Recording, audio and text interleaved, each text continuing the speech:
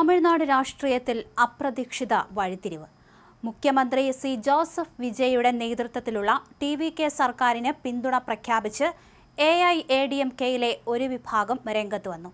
CV Shanmugham, SP Velumani എന്നിവരുടെ നേതൃത്വത്തിലുള്ള 47 MLA-മാരടങ്ങുന്ന സംഘമാണ് ഭരണസഖ്യത്തിന് പിന്തുണ അറിയിച്ചത്. ഇവർ ഇന്ന് മുഖ്യമന്ത്രി വിജയുമായി കൂടിക്കാഴ്ച നടത്തും. Party general secretary Edappadi K പളനിസ്വാമിയുടെ നിലപാടുകൾക്കെതിരെ കടുത്ത വിമർശനമാണ് വിമത വിഭാഗം ഉയർത്തുന്നത്.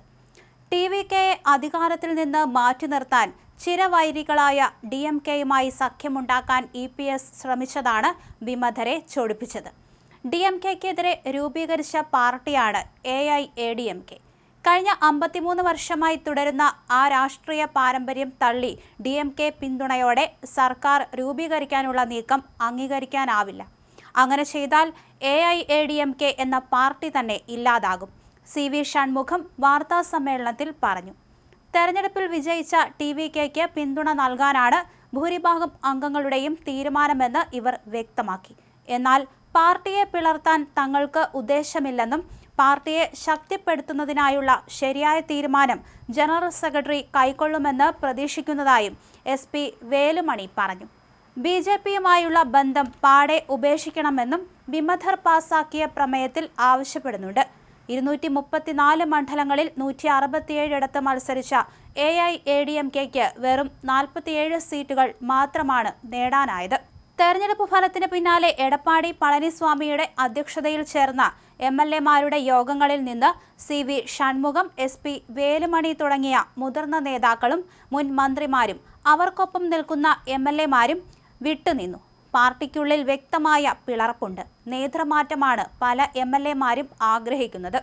പളനിസ്വാമി തന്നെ നേതാവായി തുടരുകയാണെങ്കിൽ ഒരു വിഭാഗം MLA-മാർ വിജയുടെ ടി.വി.കെയ്ക്ക് പിന്തുണ നൽകാൻ സാധ്യതയുണ്ട് എന്ന് മുൻ AIADMK നേതാവ് KC പളനിസ്വാമി പറഞ്ഞതായി ANI റിപ്പോർട്ട് ചെയ്തിരുന്നു. നിയമസഭയിൽ MLA-മാരുടെ സത്യപ്രതിജ്ഞാ ചടങ്ങിനിടെ പാർട്ടിക്കുള്ളിലെ ഭിന്നത പ്രകടമായിരുന്നു. AIADMK MLA-മാർ സഭയ്ക്കുള്ളിൽ വെവ്വേറെ ഗ്രൂപ്പുകളായാണ് ഇരുന്നിരുന്നത്. 234 അംഗ നിയമസഭയിൽ 108 സീറ്റുകൾ നേടിയ ടി.വി.കെയ്ക്ക് ഭൂരിപക്ഷത്തിന് 10 സീറ്റുകൾ കൂടി വേണമായിരുന്നു. കോൺഗ്രസ് 5, ഇടത് പാർട്ടികൾ 4, VCK 2 എന്നിവരുടെ പിന്തുണയോടെയാണ് വിജയ് സർക്കാർ നിലവിൽ വന്നതെങ്കിലും ഇവർ മുൻ DMK സഖ്യകക്ഷികളായതിനാൽ സർക്കാരിന്റെ ഭാവിയിൽ ആശങ്കയുണ്ടായിരുന്നു.